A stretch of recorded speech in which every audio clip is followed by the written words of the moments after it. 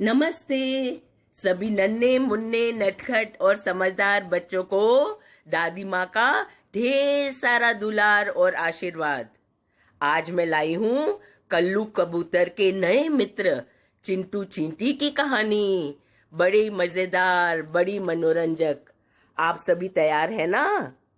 एक दिन सवेरे कल्लू कबूतर अपने दोस्तों के लिए दाना चुगने के लिए सही जगह ढूंढने निकला।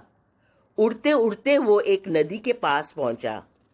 उसने देखा एक चींटी नदी में डूब रही है, बड़ी कठिनाई में है। उसके मन में ख्याल आया, हमें कठिनाई के समय हर किसी की सहायता करनी चाहिए, यही उचित धर्म है। इतना सोचने पर उसने तुरंत एक पेड़ पर पत्ता चींटी के पास गिरा दिया।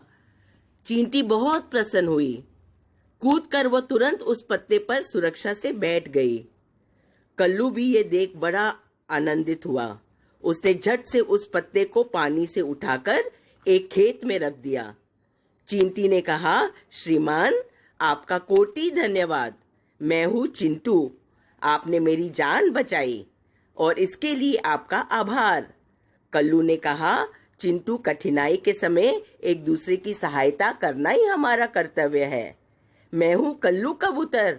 ऐसे चिंटू और कल्लू की मित्रता हो गई। इस बात को 2 महीने गुजर गए। एक दिन संध्या के समय जब चिंटू खेत में टहल रहा था तो उसने देखा कि एक शिकारी अपनी बंदूक से किसी पक्षी पर निशाना साध रहा है। उसने फिर ये भी देखा कि वह पक्षी और कोई नहीं, उसका मित्र कल्लू ही था। उसे याद आया कि वह कैसे नदी में डूबते समय कल्लू ने पत्ता गिराकर उसकी जान बचाई थी।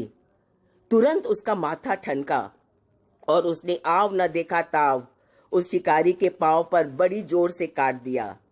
शिकारी हड़बड़ा गया, उसका निशाना चूक गया और कल्लू सुरक्षित होकर उड़ गया। इसी तरह से चिंटू ने अपने मित्र कल्लू के प्रति अपना कर्तव्य उचित रूप से निभाया। इस कहानी से सीख मिलती है कि कठिनाई के समय हमें हर किसी की सहायता करनी चाहिए एवं किसी के लिए हुए उपकार को कभी भी नहीं भूलना चाहिए, और ये भी कि मित्रता का कर्तव्य उचित रूप से निभाना चाहिए। बच्चों, कैसी लगी ये कहानी? फिर मिलेंगे दूसरी कहानी के साथ। नमस्ते।